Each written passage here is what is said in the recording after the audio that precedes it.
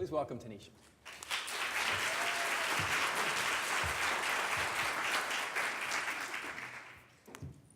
Good morning. So I'm Tanisha Jumper, and I'm going to tell you now that I'm very nervous because I do not stay on topic, and I often wander around. And so this whole presentation behind me is giving me a little bit of anxiety, but I'm going to work through it. So you can go ahead and start. Thank you. So I'm here to talk, really. I have lots of jobs. I'm the Director of Media and Communications for the City of Tacoma. I'm also in charge of the strategic plan. And so we were talking about what does place really matter? And I think the thing about that is that kids really do deserve beautiful places that inspire them. And to do this, we have to have partnerships with places like Metro Parks and our other community partners that allow places to happen. They deserve to be inspired to be creative and to really explore the world and express themselves in ways that really matter.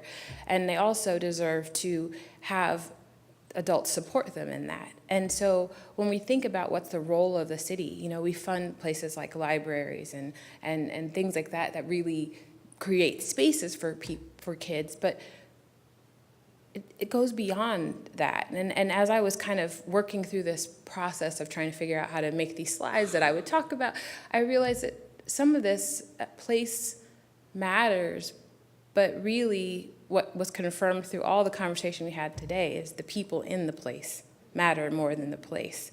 And I had a long history of working with children and families before I came to government, and I think that is, what we need to think about when we talk about what is our role in making a child-centered community. Kids don't need a lot. And I think this quote kind of sums that up, that we get into this accountability space where we think, well, we've got to prove things work. And do we really have to prove that doing what's right for kids is right? I don't think we do. I think we can just do that. We know what kids need. They need love and support. And they need that in the form of both what the government does for them, but what all the people, and how you vote, how you show up for them, how you make decisions on their behalf. That's how you show them love and support. They need attention. They need to be seen. When we're walking down the street and we act like we don't see a group of kids because they look scary to us, because we don't know where they're doing here. They need to know that we see them even when they're not doing the things we want them to do. They need to be heard and considered. They need to have spaces where they can tell us what they hear, and we don't qualify that. We just hear them. We just take what they had at face value, and then we do something about it. We don't just let them tell us things and not.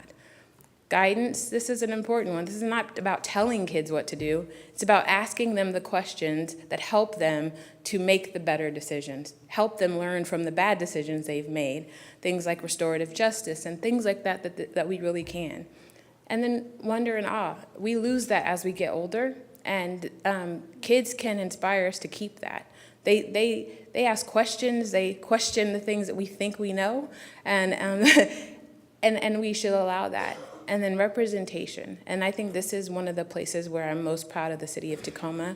Our commitment to making sure that our leadership reflects the community is paramount and important. Kids need to see themselves everywhere reflected in beautiful ways. And we have to get this right, because it costs less to do it right the first time than to try to repair it when we don't.